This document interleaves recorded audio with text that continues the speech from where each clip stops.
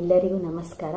ಈ ದಿನ ನಿಮ್ಮ ಮಗುವಿನ ಆಹಾರ, ನಮ್ಮ ಮಗುವಿಗೆ ಯಾವ ರೀತಿ ಆಹಾರವನ್ನು ಕೊಡಬೇಕು ಅಂತ ಹೇಳಿಬಿಟ್ಟು ಅಂತಂದರೆ 5 ವರ್ಷದ ಒಳಗಡೆ ಒಳಪಟ್ಟ 5 ವರ್ಷದ ಒಳಗಡೆ ಇರ್ತಕ್ಕಂಥ ಮಕ್ಕಳಿಗೆ ಯಾವ ರೀತಿ ಆಹಾರವನ್ನು ನಾವು ಕೊಡೋ ಅಂಥದ್ದು ಅಂತ ಹೇಳಿಬಿಟ್ಟು ನಾನು ಹೇಳ್ತಾ ಇದ್ದೀನಿ, ತೋರಿಸ್ಕೊಡ್ತಾ ಇದ್ದೀನಿ.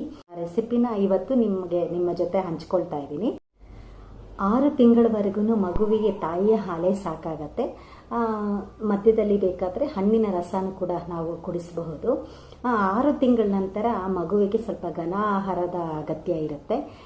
ಕೆಲವು ಮಕ್ಕಳಿಗೆ ಬಾಟಲಿ ಹಾಲು ಹಾಗೆ ಬರೋದಿಲ್ಲ, ಹಾಗೆ ಹೊರಗಡೆ ಡಬ್ಬದಲ್ಲಿ ಸಿಗ್ತಾ ಇರ್ತಕ್ಕಂಥ ಆಹಾರ ಇದು ಕೂಡ ಅವರಿಗೆ ಸರಿ ಬರೋದಿಲ್ಲ. ಸೆರೆಲಾಕು ಇಂಥ ಇದು ಕೂಡ ಕೆಲವು ಮಕ್ಕಳಿಗೆ ಆಗಿ ಬರೋದಿಲ್ಲ. ಹಾಗಾಗಿ ನಾವು ಮನೆಯಲ್ಲಿಯೇ ನಾವು ಮಕ್ಕಳಿಗಾಗಿ ಹುರಿ ಹಿಟ್ಟಿನ ರೂಪದಲ್ಲಿ ಘನ ಆಹಾರವನ್ನು ತಯಾರಿಸಿಕೊಂಡು ವಾರಕ್ಕೊಮ್ಮೆ ಫ್ರೆಶ್ ಆಗಿ ಮಾಡಿಕೊಂಡು ಮಕ್ಕಳಿಗೆ ಅದನ್ನು ಕೊಡಬಹುದು.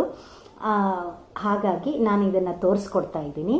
ಮೊದಲಿಗೆ ನಾವೇನು ಮಾಡೋಣ ಅಂತ ಹೇಳಿದ್ರೆ, ಒಂದು ಬಟ್ಟಲು ಕಡಲೆ ಬೀಜ, ನಾನು ಇದು ಹುರಿದಿರೋ ಕಡಲೆ ಬೀಜ ತೊಗೊಂಡಿದ್ದೀನಿ, ಆಲ್ರೆಡಿ ಇದು ಹುರಿದಿದೆ.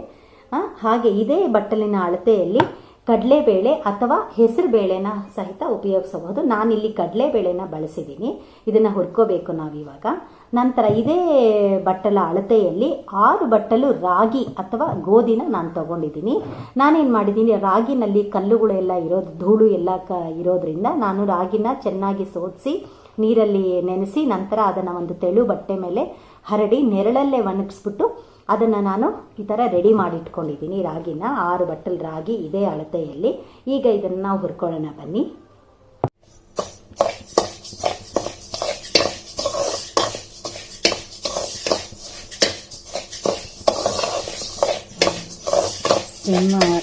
ಸಿಮ್ಮಲ್ಲಿ ಇಟ್ಕೋಬೇಕಾಗತ್ತೆ ನಾವು ಇದನ್ನು. ಒಲೆನ ಆದಷ್ಟು ಸಿಮ್ಮಲ್ಲಿ ಇಟ್ಕೊಂಡು ಸೀದಿಸ್ತೀರ ನಾವು ನೀಟಾಗಿ ಹುರ್ಕೋಬೇಕಾಗತ್ತೆ ಅದನ್ನು.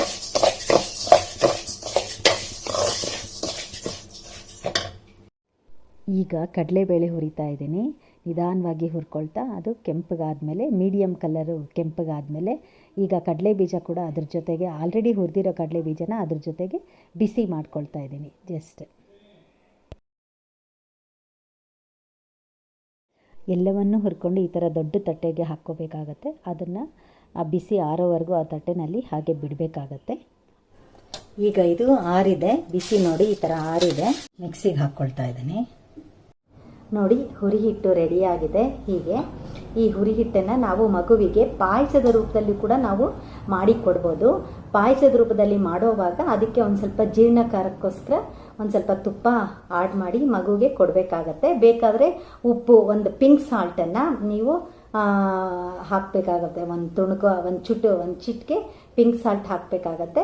ಜೊತೆಗೆ ಒಂದಿಷ್ಟು ಬೆಲ್ಲನ ಹಾಕಬೇಕಾಗತ್ತೆ ರುಚಿಗಾಗಿ. ಹಾಕ್ಕೊಂಡು ನೀವು ಆರ್ಗ್ಯಾನಿಕ್ ಬೆಲ್ಲ ಅಂತ ಸಿಗುತ್ತಲ್ಲ, ಅದನ್ನೇ ಬಳಸಿ ಮಕ್ಕಳಿಗೆ ಕೊಡೋವಾಗ ಅದನ್ನು ಹಾಕಿ ಅದನ್ನು ತಿನ್ನಿಸಿ ಮಕ್ಕಳಿಗೆ ತಿನ್ನಿಸೋವಾಗ ಮಧ್ಯದಲ್ಲಿ ಒಂದು ಸ್ವಲ್ಪ ನೀರನ್ನು ಕುಡಿಸ್ಬೇಕಾಗತ್ತೆ ಅನ್ನಕ್ಕಾಗಿ.